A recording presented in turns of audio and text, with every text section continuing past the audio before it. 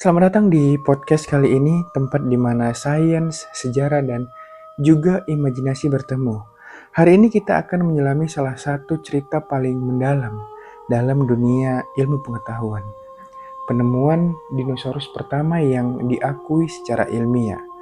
Pertanyaan besar kita hari ini adalah, dinosaurus manakah yang pertama kali ditemukan dan diakui secara ilmiah? Oke, jawabannya adalah Megalosaurus, nama yang berarti kadal besar.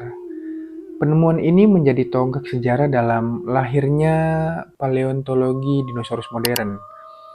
Fosil Megalosaurus pertama kali ditemukan di Inggris dan dideskripsikan secara resmi oleh William Buckland pada tahun 1824.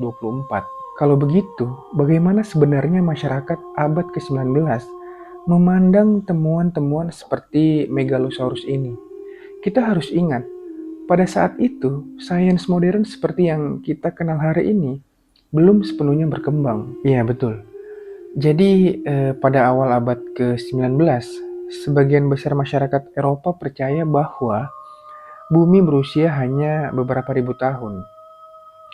Fosil-fosil besar dianggap sisa-sisa dari zaman Nuh atau Nabi Nuh, makhluk-makhluk sebelum banjir besar, atau bahkan bukti fisik dari makhluk mitologis seperti naga ataupun raksasa. Tidak ada konsep evolusi, punahnya spesies, atau waktu geologi yang panjang. Penemuan fosil lebih sering menimbulkan rasa heran bercampur ketakutan dibandingkan rasa ingin tahu ilmiah. Artinya William Buckland membawa pendekatan yang benar-benar baru. Iya, betul. Jadi Buckland ini adalah sosok perintis. Sebagai profesor geologi di Universitas Oxford, ia percaya bahwa fosil-fosil tersebut bisa dipahami lewat pengamatan ilmiah tanpa harus selalu mengaitkannya dengan mitos atau legenda. Namun menariknya, sebagai seorang pendeta, Buckland tetap berusaha menyeimbangkan sains dengan keyakinan agamanya, sebuah tantangan besar di zamannya ya. Ia bahkan menulis buku berjudul Relics of the Deluge untuk mencoba menjelaskan fosil sebagai hasil dari banjir Nabi Nuh. Kalau kita berbicara tentang penemuan fosilnya, bagaimana prosesnya? Jadi fosil Megalosaurus pertama itu ditemukan di tambang batu kapur di Stonesfield, Oxfordshire pada awal 1800-an. Potongan-potongan tulang, terutama rahang besar dengan gigi bergerigi, ditemukan oleh para penambang. Spesimen ini kemudian dikumpulkan dan dikaji oleh Buckland. Karena hanya sedikit bagian tubuh yang ditemukan, sebagian rahang, beberapa tulang belakang, dan potongan lainnya. Jadi Buckland harus membayangkan bentuk keseluruhan hewan ini. Oke, jadi seperti apa Megalosaurus versi Buckland? Nah, ini menarik. Ia membayangkan Megalosaurus sebagai hewan bertubuh besar, berkaki 4, seperti buaya raksasa, kemudian berjalan lambat dan berat di atas tanah. Panjang tubuhnya diperkirakan sekitar 9 meter dan beratnya itu mencapai 1 ton lebih. Nah, interpretasi ini wajar karena pada masa itu belum ada gambaran tentang hewan yang berjalan dengan 2 kaki seperti yang kita pahami sekarang ya. Iya, benar-benar. Bagaimana interpretasi ini berubah seiring waktu?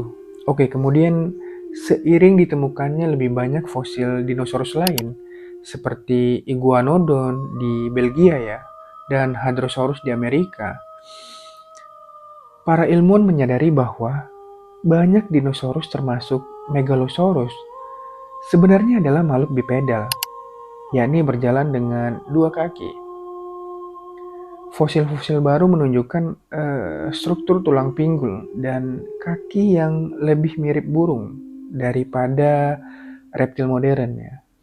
Jadi ini adalah sebuah revolusi besar dalam pemikiran ilmiah tentang kehidupan masa lalu kita. Iya betul, sebuah revolusi besar ya. Tapi apa pengaruh penemuan ini terhadap budaya populer saat itu? Nah, ini menarik ya. Pengaruh dan dampaknya itu sangat luar biasa. Masyarakat Victoria sangat antusias dengan ide tentang makhluk purba raksasa. Kemudian juga minat publik tentang makhluk-makhluk zaman purba tumbuh pesat. Puncaknya terjadi pada tahun 1854 ketika Sir Richard Owen dan pemahat Benjamin Waterhouse Hawkins membangun model-model dinosaurus raksasa di Crystal Palace Park di London. Megalosaurus adalah salah satu model yang dibuat, meskipun bentuknya menurut standar hari ini sangat-sangat keliru ya. Oke. Kalau dilihat sekarang, model itu benar-benar berbeda dari fakta ilmiahnya. Betul sekali. Megalosaurus versi Crystal Palace digambarkan berjalan merangkak dengan tubuh gemuk dan juga kaki yang sangat pendek. Lebih menyerupai iguana raksasa daripada predator yang sangat-sangat gesit ya.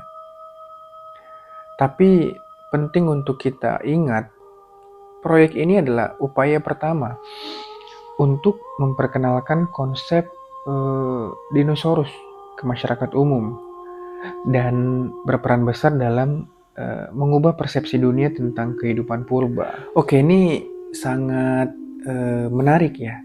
Setelah Megalosaurus, bagaimana perkembangan paleontologi berjalan? Nah, penemuan Megalosaurus bersama Iguanodon dan Hylosaurus mendorong Richard Owen untuk menciptakan istilah Dinosauria pada tahun 1842.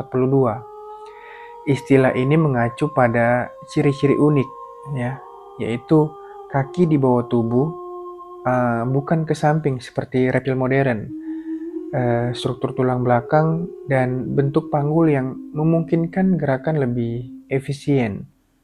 Nah, kemudian sejak saat itu, paleontologi menjadi cabang ilmu yang resmi dengan teknik-teknik baru dalam ekskavasi, konservasi, dan rekonstruksi fosil dikembangkan sangat-sangat pesat. Ya, dan tentunya penemuan Megalosaurus membantu mempercepat lahirnya teori-teori besar, bukan? Betul sekali. Nah, dalam beberapa dekade setelah itu, Charles Darwin menerbitkan On the Origin of Species pada tahun 1859. Gagasan tentang perubahan spesies melalui waktu mendapat fondasi yang sangat kuat. Karena penemuan fosil-fosil seperti Megalosaurus itu membuktikan bahwa makhluk-makhluk hidup pernah muncul, berkembang, dan juga punah. Penemuan-penemuan ini memperluas rentang pemikiran manusia tentang waktu geologi, yaitu dari ribuan tahun menjadi ratusan juta tahun. Lalu bagaimana Megalosaurus dipahami oleh para ilmuwan modern saat ini? Nah, untuk pertanyaan itu, hari ini kita tahu bahwa Megalosaurus adalah Theropoda carnivora, nenek moyang dari garis keturunan yang akhirnya melahirkan burung modern. Megalosaurus hidup pada periode Jurassic Tengah, sekitar 166 juta tahun yang lalu, di landscape yang tentunya sangat jauh berbeda dari Inggris modern. Kemudian juga struktur tubuhnya jauh lebih ringan, lebih gesit, dan giginya itu dirancang untuk merobek daging mangsanya. Apakah masih ada penemuan terbaru terkait Megalosaurus? Oke, penemuan baru masih berlangsung meskipun sebagian besar tulang Megalosaurus yang asli itu sudah sangat fragmentaris. Tapi kini dengan teknik CT scan, digitalisasi, dan pemodelan komputer, para ilmuwan bisa merekonstruksi ulang bentuknya dengan jauh-jauh lebih akurat. Megalosaurus juga menjadi simbol dari dinamika pengetahuan, bagaimana sains terus berubah seiring bukti baru ditemukan.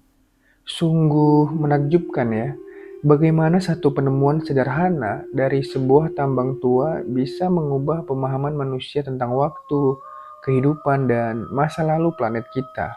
Sebenarnya kisah Megalosaurus ini mengingatkan kita bahwa keberanian untuk bertanya, mengamati, dan berpikir di luar batasan zaman adalah kunci untuk kemajuan sains. Dan kita harus terus belajar, bertanya, dan membuka cakrawala baru dalam memahami dunia ini. Oke, terima kasih telah bersama kita dalam episode penuh inspirasi ini ya. Sampai jumpa di episode berikutnya dan teruslah mengeksplorasi karena masa lalu bumi masih menyimpan jutaan rahasia untuk kita temukan. Dan sampai jumpa di video selanjutnya. I always do this to myself. I always sacrifice myself. Oh darling.